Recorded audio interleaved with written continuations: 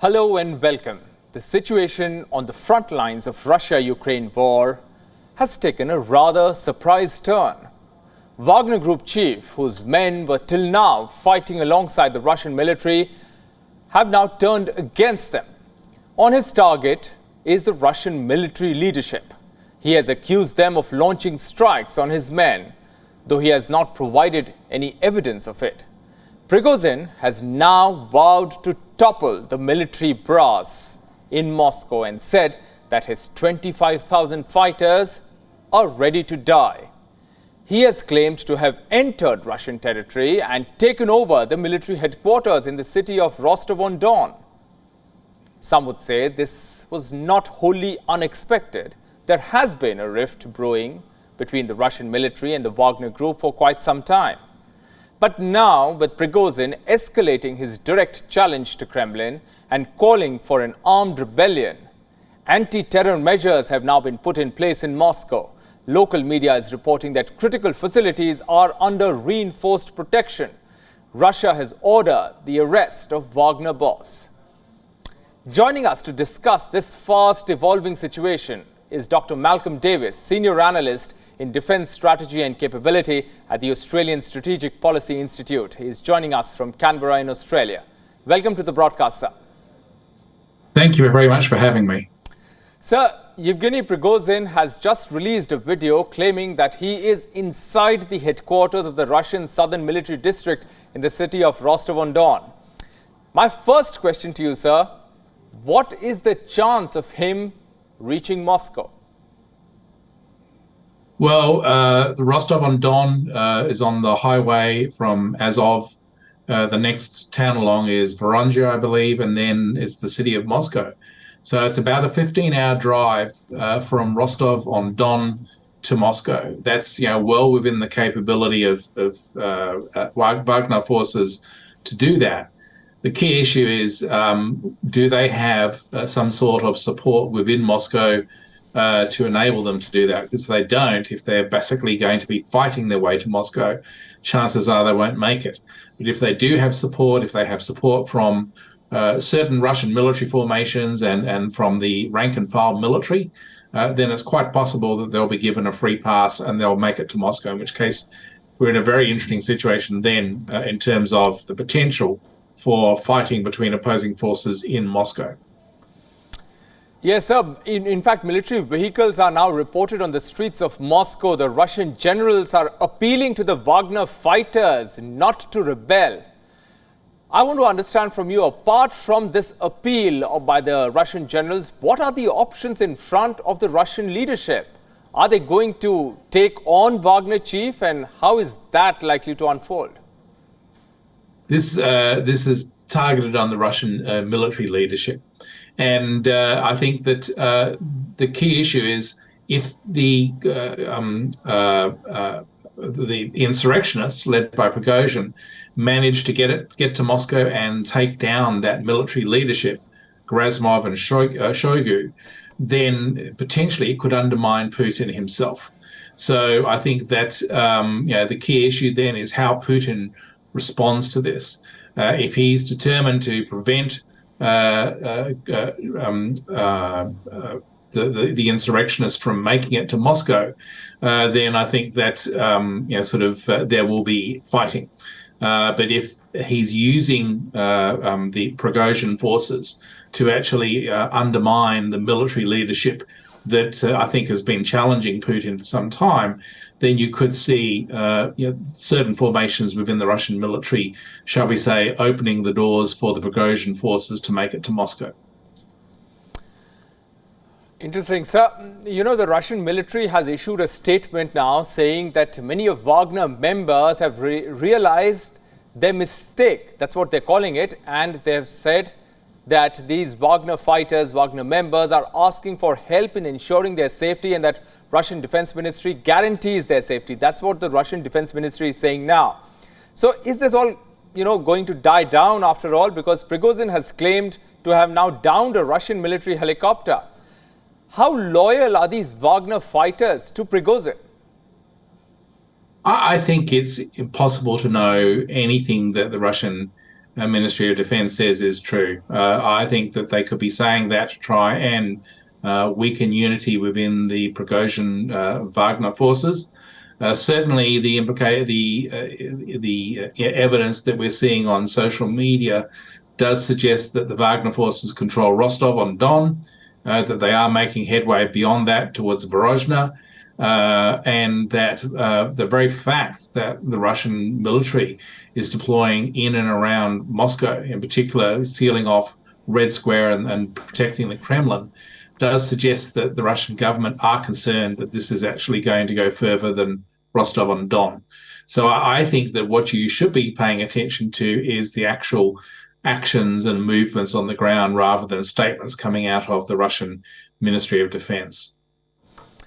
So let's also now talk about Ukraine. This situation is definitely advantage Ukraine, but Russian military right now has a double setback of sorts. Not only is Wagner not fighting their war, it has now turned against them.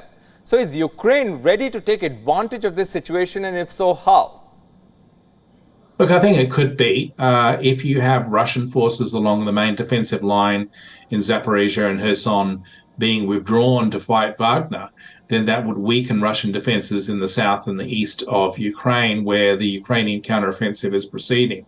So the Ukrainian forces would be watching for signs of any sort of withdrawal. And if they found vulnerabilities or points where they could break through, they would break through those areas and exploit those breakthroughs with follow-on forces.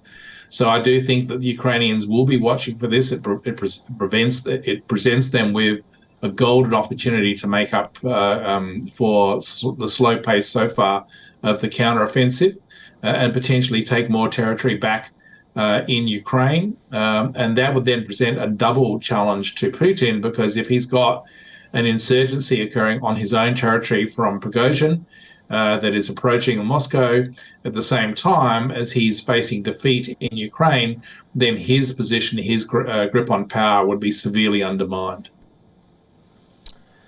We'll talk about Putin in just a bit, sir. I want to explore more on that subject of the Russian president and the challenge that this poses to his presidency. But do you think that this, for want of a better word, collaboration between the Russian military and the Wagner group is now at the point of no return? And what does this mean for Russia's strategy of war against Ukraine, coming as it does in the middle of the Ukraine's counteroffensive?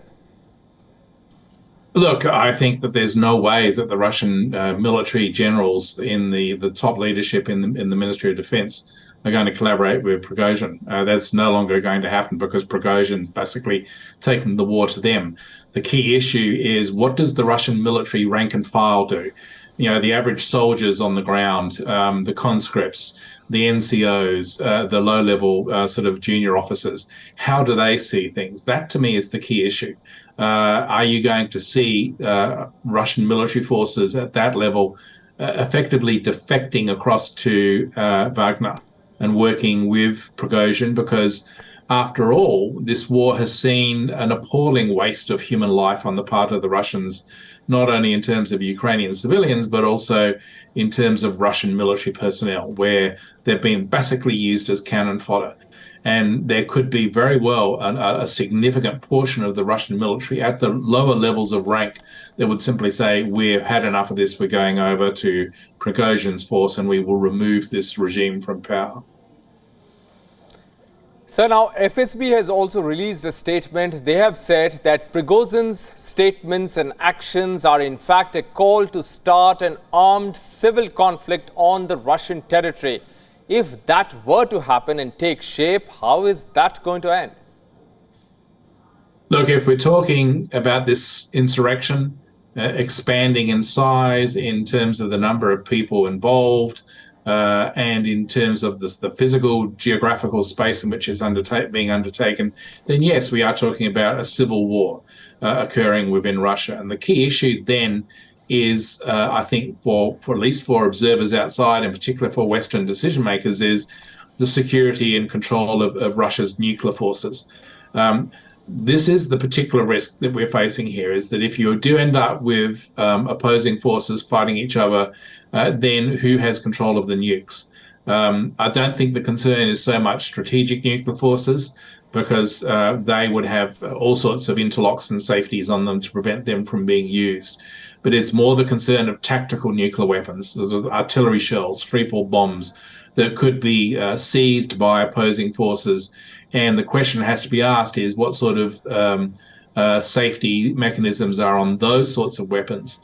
So I think that you could see the potential risk then for concerns over control of nuclear forces, the potential expansion of any conflict into a broader civil war that could last a long time. Obviously, that would change the game in Ukraine in a huge way, but it would also raise the potential risk that Russia itself could fragment and break up in the same way the Soviet Union did in 1991. And then we're in an entirely new situation where we have a whole bunch of new states, some of them potentially with nuclear weapons, and we would have a very complex geopolitical situation we'd have to resolve then. So one final question to you. You spoke about double challenge to Vladimir Putin, and the interesting thing you talked about is that how junior officers see things. Will they jump ship and join the ranks of Mr. Prigozhin? So do you think this is the toughest and the biggest challenge that Putin's presidency is facing since the war began? I think it has to be the combination of the fact that the war does not go well for the Russians, that Putin could be facing imminent defeat in coming months if the Ukrainian counteroffensive goes well, particularly if they manage to isolate Crimea and then are in a position to seize control of Crimea in 2024. That combined with now this insurrection that is gathering pace and that potentially could turn into a civil war or some sort of palace coup, I think that Putin is facing a really difficult situation, and so therefore, obviously, we're all concerned about how this is resolved. We don't want to see Putin being tempted to use nuclear weapons. We certainly don't want to see insurrectionist forces grabbing hold of nuclear weapons. So it's going to be a major uncertainty going forward in coming days and weeks as to how this is resolved. Sir, I'm out of time, but I want to squeeze in one last question. You spoke about we don't want Putin tempted to be using nuclear weapons. So how do you think West and the Ukraine's allies are looking at this situation and their response to it, if at all? Look, I think the key thing is that the United States, Europe, NATO all need to strengthen their deterrent messages to Putin. And there was an interim resolution put forward in Congress the other day to just that effect, basically saying that if Putin used tactical nuclear weapons in Ukraine, or if he did some sort of false flag operation at Zaporizhzhia nuclear power plant, that would be considered an act of war against NATO with a decisive response. And I think that's exactly the sort of message we need to send to Putin at this point, that you will not get away with using nuclear weapons, even tactical nuclear weapons in Ukraine, or internally against these insurrectionist forces. So I think that strengthening deterrence is really critical. We need to get serious about that, because if we don't, if we just assume that that won't happen, that the Russians wouldn't use nuclear weapons, then our deterrent ability falls away and we could be badly surprised. All right, Dr. Malcolm Davis, we leave it there. Thanks very much for joining us. Always a pleasure to have you on the program with your perspective. Thank you very much. And that's it on this broadcast. Thanks for tuning in. Goodbye.